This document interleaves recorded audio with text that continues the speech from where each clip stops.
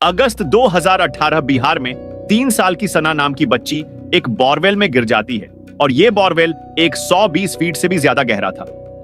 3 साल की बच्ची को बोरवेल से निकलने के लिए इंडिया की एसडीआरएफ डीआरएफ, बिहार की लोकल पुलिस इंडिया, आर्मी, गांव के लोकल लोग और बिहार के सीएम नीतीश कुमार को भी यह हरकत में आना पड़ा। यह सब होने के बावजूद भी सना को बोरवेल से निकालना इम्पॉसिबल लग रहा था। कैसे और कहा 3 साल की बच्ची बोरवेल में गिर गई? आगे जानते हैं। 3 साल की बच्ची जिसका नाम सन्ना है, ये अपने पेरेंट्स के साथ अपने नाना के घर बिहार मुंगेर मुर्गियाचक गांव में गई थी।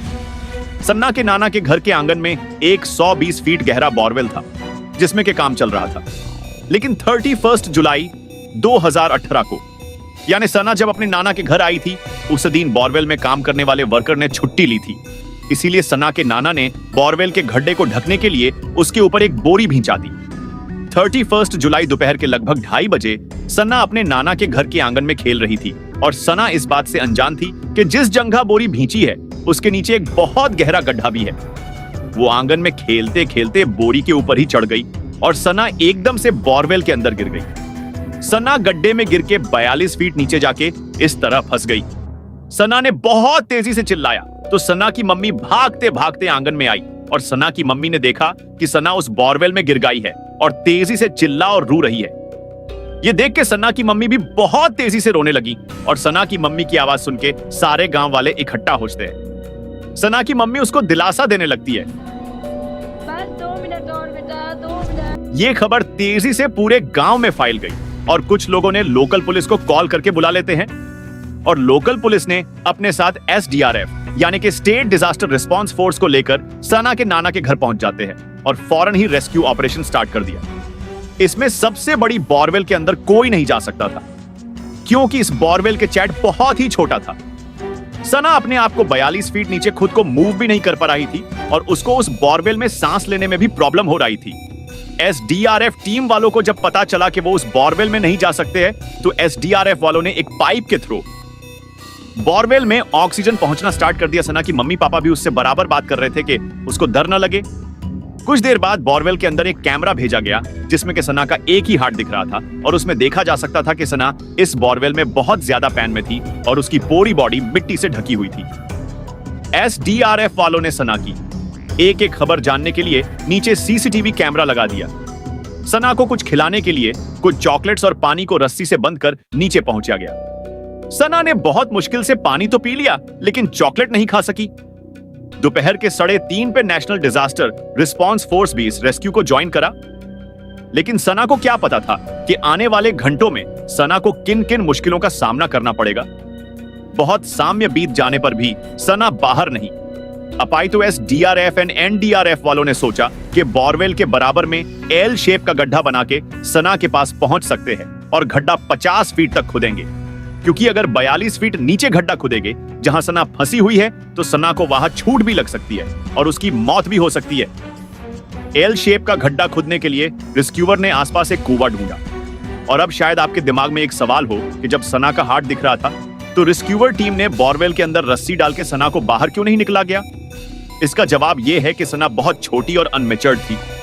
उसे पता ही नहीं था कि उसे क्या करना है और ना ही वो रस्सी को इतना मजबूत पकड़ सकती थी। सना का दिल बहलाने के लिए सना की मम्मी उससे रिग्वारली बात कर रही थी।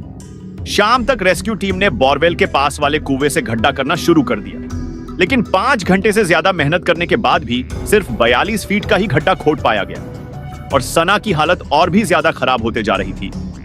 और फिर एनडीआरएफ की और भी बड़ी टीम वहां पहुंची जो कि अपने साथ कई जेसीबी ड्रिलिंग मशीन और अगर मशीन भी लेकर आई थी।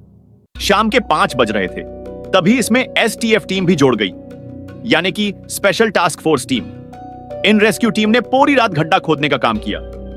अब इन लोगों के सामने बहुत खतरनाक प्रॉब्लम आने वाली थी।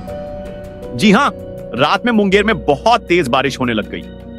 अब सबसे बड़ी प्रॉब्लम यह थी कि बारिश का पानी बोरवेल के अंदर घुस सकता था, जिसके वजह से अंदर फंसी हुई सना को सांस लेने में काफी दिक्कत होती।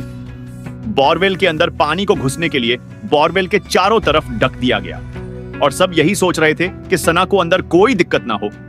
इसीलिए गांव का हर एक इंसान, वो चाहे मुस्लिम हो या हिंदू, हर आदमी औरत उसके लिए दुआ मांग रहे थे कि वो जल्दी से बोरवेल से बाहर।